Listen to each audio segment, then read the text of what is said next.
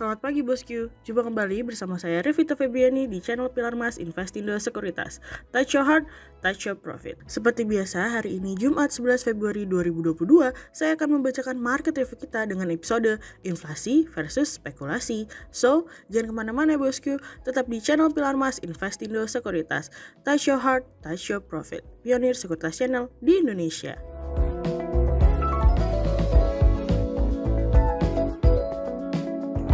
Mari kita awali pagi ini dengan Global Economics Calendar. Yang pertama ada dari US Initial Jobless Claims turun dari sebelumnya 239k menjadi 223k dari Bloomberg. Yang kedua ada dari US Continuing Claims tidak berubah di 1621k dari Bloomberg. Yang ketiga ada dari US CPI month on month tidak berubah di 0,6% year on year, naik dari sebelumnya 7% menjadi 7,5% dari Bloomberg. Kemudian kita beralih ke corporate news. Yang pertama ada dari PT Bank BTPN Syariah Tbk atau BTPS berhasil mencatatkan laba bersih senilai 1,47 triliun rupiah. Nilai ini tumbuh 72% dibandingkan perolehan laba bersih di 2022 senilai 855 miliar rupiah. Yang ketiga, ada dari PT United Tractors Tbk atau UNTR membidik penjualan emas sebesar 300.000 ounce di tahun 2022 dari kontan.co.id. Dan yang ketiga, ada dari PT Austindo Nusantara Jaya Tbk atau ANJT menargetkan volume produksi dan penjualan tumbuh hingga 15% year on year di tahun 2022 dari kontan.co.id. Kemudian pada perdagangan hari Kamis 10 Februari 2022, IHSG melemah 10 poin atau 0,16% menjadi 6.823. Sektor teknologi, energi, healthcare, financial, consumer cyclical bergerak negatif dan mendominasi penurunan IHSG kali ini.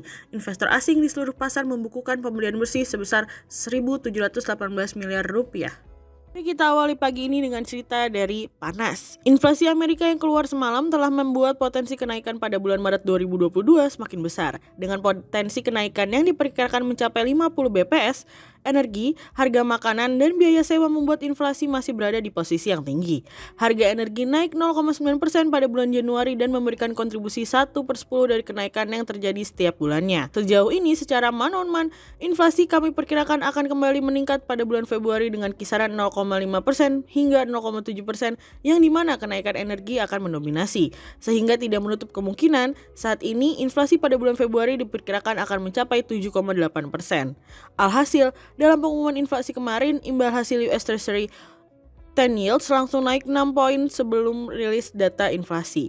Presiden The Fed St. Louis James Bullard mengatakan bahwa dia mendukung kenaikan tingkat suku bunga dengan persentase poin penuh pada awal Juli. Bahkan Bullard mengatakan bahwa dirinya ingin melihat kenaikan hingga 100 BPS penuh pada bulan Juli mendatang. Bullard melihat ada potensi kenaikan selama 3 pertemuan yang dimana pengurangan raca Fed akan dimulai pada kuartal 2 2022. Kenaikan 50 BPS pada bulan Maret bukanlah sesuatu yang tidak mungkin. Namun, apapun itu keputusan tetap berada di tangan The Fed. Sejauh ini komentar Bullard saja sudah mendorong US Treasury 2 yields mengalami kenaikan tertinggi sejak Januari 2020 yang dimana saat ini mencapai 1,58% untuk US Treasury 10 yield saat ini loncat ke titik tertingginya 2,04% yang dimana tertinggi sejak Agustus 2019. Pejabat The Fed lainnya telah menyatakan dukungannya untuk menaikkan tingkat suku bunga secara bertahap. Dan kami berpikir itu merupakan jalan yang terbaik saat ini, karena tidak menutup kemungkinan bahwa inflasi mungkin saja hanya terganggu oleh pasokan yang diikuti dengan tingginya permintaan. Namun ide 50 BPS tidak disetujui oleh Presiden Fed San Francisco Mary Daly, yang dimana dirinya ingin menaikkan tingkat suku bunga secara bertahap sembari memperhitungkan akomodasi yang sesuai. Inflasi ini akan membuat segalanya berubah yang dimana spekulasi akan meningkat, volatilitas bertambah, dan akan mendorong gosip untuk berkembang lebih jauh. Kami melihat pasar saham dan obligasi khususnya akan merespon hari ini. Pasar obligasi sendiri yang kemungkinan akan kembali terdorong mengalami kenaikan secara imbal hasil karena US Treasury yang mengalami kenaikan. Oleh sebab itu, ada kemungkinan pasar obligasi akan mengalami penurunan pada hari ini. Cerita selanjutnya datang dari inflasi versus pasokan. Rencana dari Fed untuk menaikkan suku bunga acuan dalam waktu dekat dinilai dapat mempengaruhi pasar keuangan dan kemampuan fiskal di negara berkembang. Hal ini juga disampaikan oleh ekonom dari Amerika yaitu Joseph Stiglitz yang mengatakan pengetatan moneter ini dapat berdampak pada potensi kenaikan utang dunia. Ia menilai kenaikan suku bunga acuan Fed yang terlalu cepat dapat berdampak pada pemulihan ekonomi Amerika yang menurutnya masih belum kuat untuk saat ini. Kenaikan inflasi yang sedang dihadapi Amerika dinilai bukan disebabkan meningkatnya permintaan, melainkan gangguan dari sisi supply. Dengan demikian, kenaikan bunga ini tidak serta-merta menyelesaikan masalah inflasi tersebut. Banyak negara dunia yang menghadapi peningkatan utang akibat pandemi akan terdampak. Apalagi, tidak sedikit dari negara-negara tersebut yang mengeluarkan anggaran untuk membayar utang lebih besar daripada anggaran untuk pendidikan, kesehatan, dan perlindungan sosial. Peringatan serupa juga sempat disampaikan oleh sebuah lembaga non-profit asal Inggris, Jubilee Debt Campaign. Dalam laporannya, beban pembayaran utang negara berkembang bahkan sudah melonjak 120% antara tahun 2010 sampai 2021 dan saat ini berada pada level tertingginya sejak awal abad 21. Jubilee mengatakan krisis utang telah menggerus sumber daya yang dibutuhkan negara-negara berkembang untuk membiayai keadaan darurat pandemi dan perubahan iklim. Kenaikan suku bunga bukan hanya Fed, tapi banyak negara maju akan menenggelamkan negara-negara dunia ke dalam utang yang lebih besar. IMF tahun lalu sepakat untuk menarik dana cadangan khusus senilai 650 miliar US dollar. Penarikan ini terutama untuk memperkuat kemampuan negara-negara anggotanya menghadapi pandemi.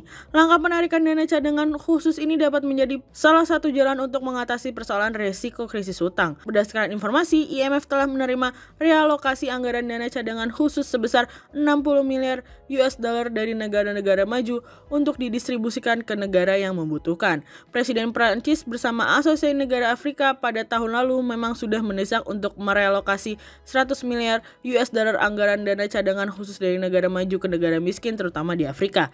Selain melalui realokasi dana tersebut adalah bagian dari cara lain untuk mengatasi krisis utang melalui pertukaran atau swap utang. Saat ini, banyak negara-negara berkembang dengan kepemilikan utang yang cukup besar ternyata memiliki sumber daya alam yang melimpah. Sehingga apabila negara berkembang dapat mengoptimalkan sumber daya alamnya, dinilai dapat menjadi upaya dalam penyelesaian utangnya.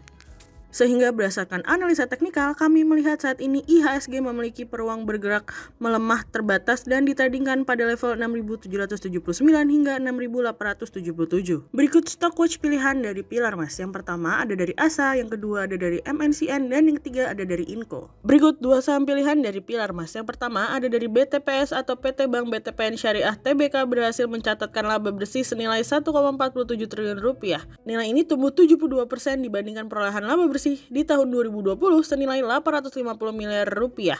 Manajemen mencatatkan kinerja keuangan yang signifikan di tahun lalu. Tentunya ini perlu diapresiasi mengingat kondisi ancaman dari ketidakpastian pandemi corona, namun masih mencatatkan kinerja yang positif di mana berhasil membukukan pertumbuhan laba bersih 72% menjadi 1,47 triliun rupiah pada tahun 2021, sehingga berdasarkan technical analisa pada tren dalam jangka waktu short term berpotensi untuk bearish dengan target 3.250 dan probabilitas sebesar 42%, dan pada tren dalam jangka waktu long term berpotensi untuk bearish dengan target 3.150 dan probabilitas sebesar 66%. Kemudian yang kedua ada dari PRDA atau PT Prodia Widya Husada Tbk. Jumlah pemeriksaan PCR tembus 1.200 tes per hari. Di tengah ketidakpastian pandemi COVID-19 dan munculnya varian baru Omicron di mana jumlah kasus mengawali tahun ini terus meningkat, tentunya ini masih menjadi perhatian serius. Manajemen mencatatkan kebutuhan pemeriksaan PCR telah 1.200 tes per hari. Sehingga berdasarkan technical analisa pada tren dalam jangka waktu short term berpotensi untuk bearish dengan target 7.500 dan probabilitas besar 54%. Dan pada tren dalam jangka waktu long term berpotensi untuk bullish dengan target 11.000 dan probabilitas besar 62%. Berikut 40 saham pilihan dari Pilar Mas.